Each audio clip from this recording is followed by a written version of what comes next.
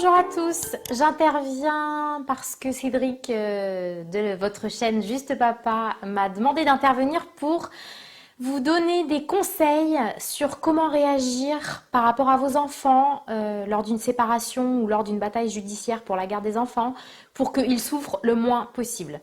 Donc, moi je suis Lucie Allard, je suis psychologue, j'exerce en libéral depuis plusieurs années et je reçois tout public, mais notamment des enfants qui souffrent de la séparation de leurs parents. Donc, la première chose à dire à vos enfants quand il y a une séparation, c'est de leur dire que vous les aimez et que vous les aimerez toute votre vie. Parce qu'en fait, les enfants, quand ils voient leurs parents se séparer, ils se disent « Ah ok, donc ça veut dire que l'amour peut s'arrêter ». Et donc, ils ont peur que l'amour de leurs parents envers eux s'arrête un jour. Donc, de bien leur préciser. En effet, l'amour entre les adultes peut s'arrêter, mais pas l'amour entre les parents et les enfants. Donc, même si je suis plus l'amoureux ou l'amoureuse de papa ou de maman, eh bien, j'aurai toujours autant d'amour dans mon cœur pour toi et je serai là pour toi toute ma vie. Donc ça, c'est la première chose. Ensuite, vous pouvez aussi bien sûr leur dire, si vous ne les voyez pas souvent, qu'ils vous manquent. Parce que comme ça, même si vous n'êtes pas là, ils vont savoir dans leur cœur qu'ils sont très importants pour vous. Et ça, c'est très important pour leur estime d'eux-mêmes. Vous pouvez aussi mettre un petit rituel en place avec eux. Donc, par exemple, quand vous êtes avec eux, à un moment donné, vous leur dites, tiens, on va choisir un souvenir, un super souvenir qu'on a tous les deux.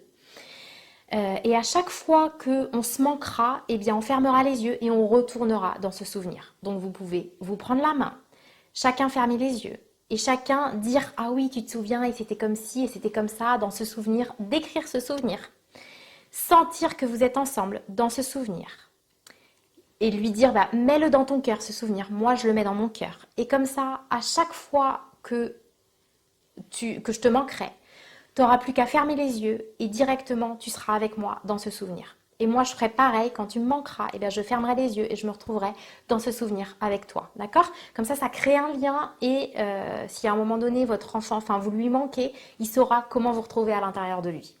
Vous pouvez mettre aussi en place une heure de la journée en disant bah tiens, tous les jours à 18h pile, eh bien on pense l'un à l'autre. Comme ça votre enfant il saura que à cette heure-là vous pensez à lui et inversement. D'accord?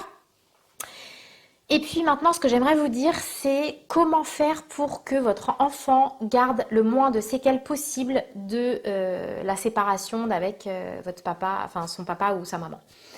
Parce que moi, ce que je vois, c'est que quand les adultes arrivent dans mon cabinet et qu'ils ont souffert du divorce de leurs parents, il y a un certain nombre de choses. Donc, je vais vous les montrer et je vais vous expliquer comment faire justement pour que votre enfant garde le moins de séquelles possible. Alors, la première chose, c'est que si vous êtes beaucoup absent et que vous ne pouvez pas voir beaucoup votre enfant, il est fondamental de lui dire, même si je ne te vois pas souvent, même si je ne peux pas te voir souvent, tu me manques et tu es extrêmement important pour moi. Parce que parfois, ce qui peut se passer, c'est que l'enfant peut penser, bah, vu que papa n'est pas beaucoup là, ou vu que maman n'est pas beaucoup là, mais bon, vu qu'on est sur la chaîne Juste Papa, on va dire papa, vu que papa n'est pas beaucoup là, c'est que je ne suis pas important pour lui. Vu qu'il ne me voit pas souvent, c'est que je ne suis pas important pour lui. Et du coup, ça va être très important de lui dire, même si je ne te vois pas beaucoup, tu es très important pour moi, pour que justement, il ne développe pas une mauvaise estime de lui en pensant qu'en fait, il n'est pas important et qu'il n'est pas digne d'intérêt puisque vous n'êtes pas beaucoup là. Ça, c'est la première chose. La deuxième chose, c'est que souvent les enfants, ils vont souffrir des disputes entre leurs parents, de la mésentente entre leurs parents. Et en fait, ils vont se dire, bah, je suis nulle parce que j'arrive pas à faire que papa et maman, ils arrêtent de se disputer. Ou je suis nulle parce que je n'arrive pas à faire que papa et maman s'entendent bien. Donc de bien lui dire, papa et maman ne s'entendent pas.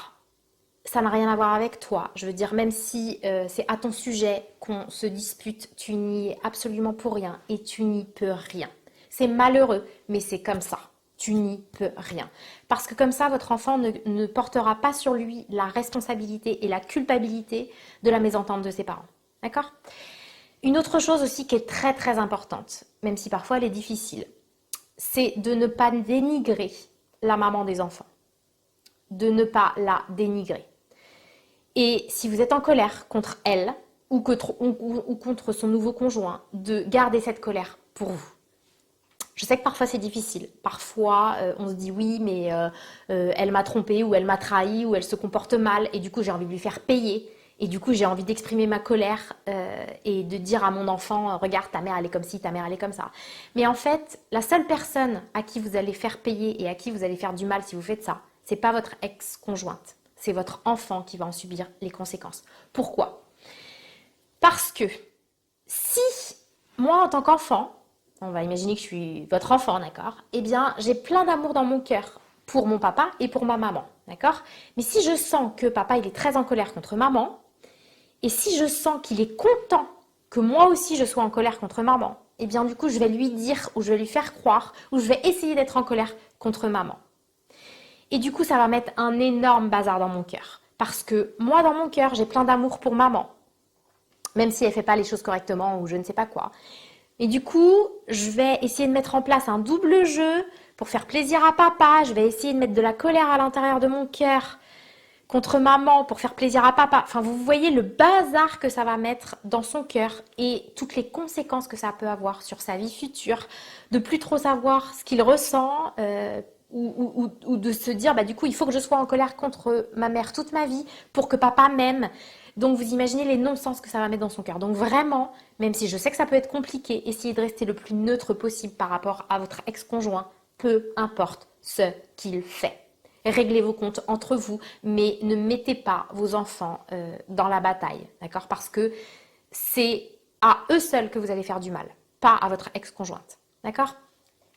Une dernière chose aussi, c'est ne pas les mettre dans la bataille judiciaire, c'est-à-dire ne pas leur dire, bah écoute, t'as qu'à dire au juge que tu préfères être avec moi, ou t'as qu'à dire à maman, je sais pas quoi, d'accord? Parce que si vous faites ce genre de choses, si par exemple vous lui dites, bah du coup, dis au juge que tu veux être avec moi et que par exemple ça ne fonctionne pas et que vous n'avez pas la garde des enfants et que votre enfant vous voit malheureux parce que vous n'avez pas eu la garde des enfants, il va se sentir responsable et coupable de ne pas avoir fait ce qu'il fallait. Il va se sentir coupable et responsable de votre malheur. Et en fait, un enfant n'a pas à porter cette responsabilité-là, d'accord? Parce que sinon, si vous lui faites porter cette responsabilité-là, il va se sentir coupable au fond de son cœur. Et cette culpabilité va pouvoir rester à l'intérieur de lui toute sa vie, d'accord?